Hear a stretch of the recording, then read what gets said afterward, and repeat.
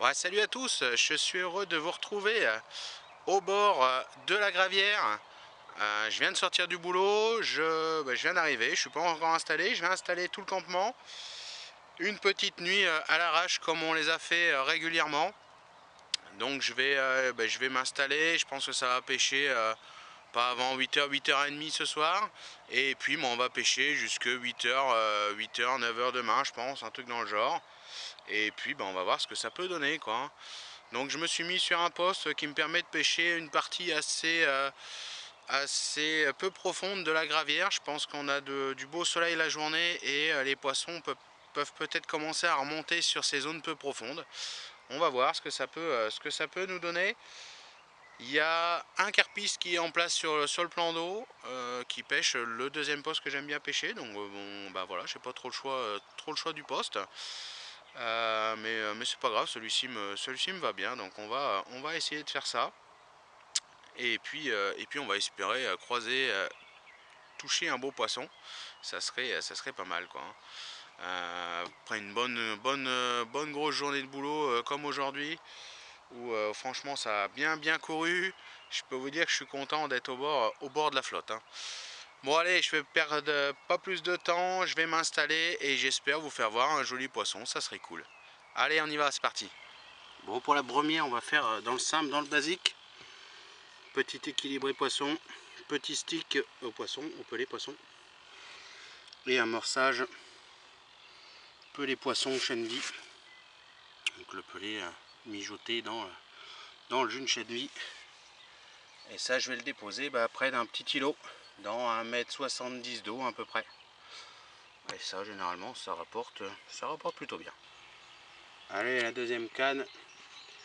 Une bille krill en 20 mm dense, avec un petit stick, toujours pour protéger l'hameçon.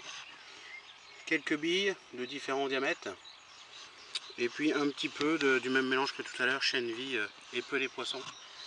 Mais moins de quantité que tout à l'heure, quoi. Il y a nettement plus de billes, quoi. Et ça, je vais le mettre sous des arbres, des arbustes qui surplombent la flotte, quoi.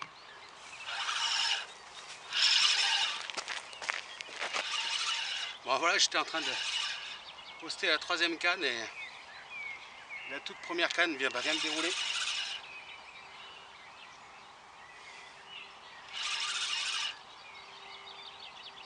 Joli départ. Je sais pas ce que ça va donner. Le poisson qui part sur le côté pour essayer de choper les obstacles. Il y a pas mal d'obstacles sur la droite du poste. Il faut vraiment que j'arrive à la sortir. Parce que sinon ça risque de craindre, quoi.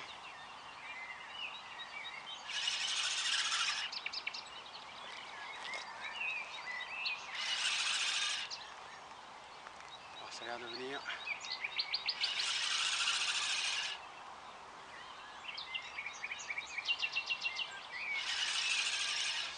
Ça n'a pas l'air d'être un gros poisson. Ah, ça se combat. Ça met des forts coups de tête comme ça. Ça me fait penser plutôt à un petit poisson, quoi. Mais bon, c'est pas grave, à peine arrivé, faire déjà une déroule, c'est cool, quoi.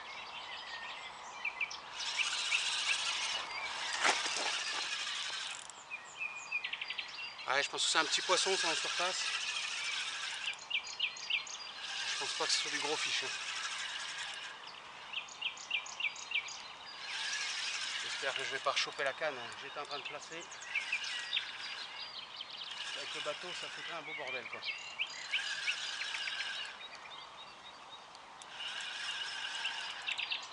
va emballer.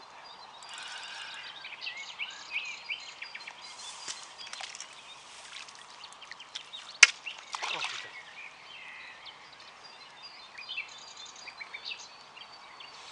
Bon voilà, petite décroche en direct. Super. Bon, c'était une petite commune. Ça devait faire 3-4 kg, 4-5 kg, je sais pas. Bon. Voilà quoi.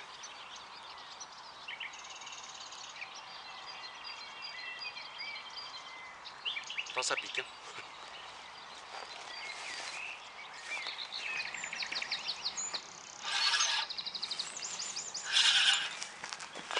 Bon, je viens de reposer la canne. Le bateau n'est pas encore revenu. Nouveau départ. Je bataille un peu plus là. Le problème c'est qu'il y a quand même pas mal de merde. Et j'ai peur qu'elle aille se tanker. Donc j'ai encore pas eu le temps de ramener le bateau. Le bateau il est encore à 40 mètres là.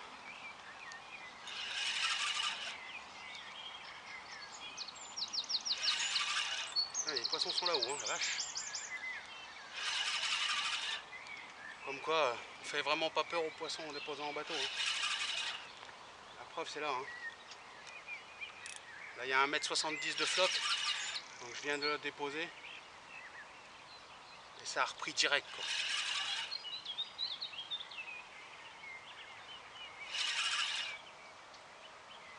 Ça bataille un peu plus pour l'instant, c'est peut-être un poisson un peu plus gros. Je vais faire attention de ne pas le perdre.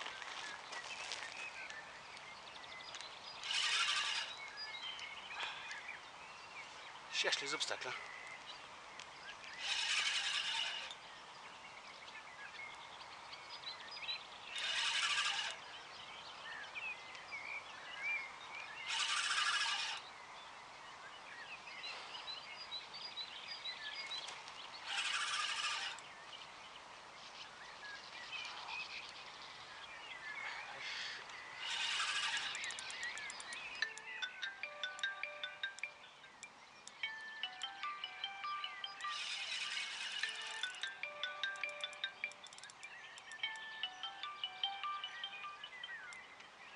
Oh merde, c'est pas vrai.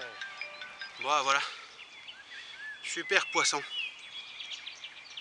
12,3 kg. On m'a fait un super combat.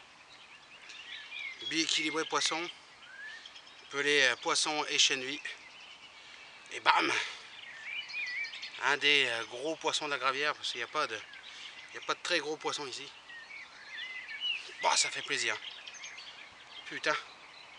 Sur la même canne que tout à l'heure. Voilà, la différence c'est que j'avais rallongé le bas de ligne et descendu le grammage.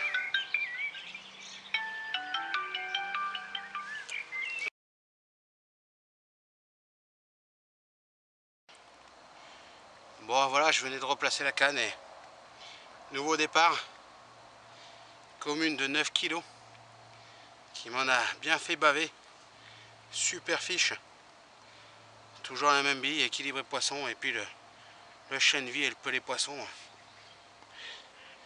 Elles en raffolent. Hein. Il y a vraiment du monde là-haut. Franchement, si ça continue comme ça risque de faire une sacrée nuit. Hein. Les poissons sont peut-être en train de commencer à se regrouper. Pour l'instant, j'ai pas de laitance, pas de choses comme ça, donc je sais pas. On va continuer. Bon voilà, il est 5 h du matin. Je viens d'avoir un joli départ. Cette miroir de 8 kg. Donc celle-ci, je l'ai faite à la bille krill. Sur ma bordure de gauche qui est surplombée par les buissons. Voilà. Joli petit poisson, ça fait plaisir. Je vous présente sa dorsale.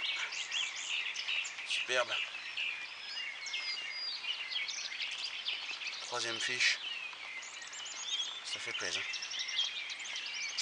Sous la pluie, il s'est mis à pleuvoir il y a 2 heures de temps environ.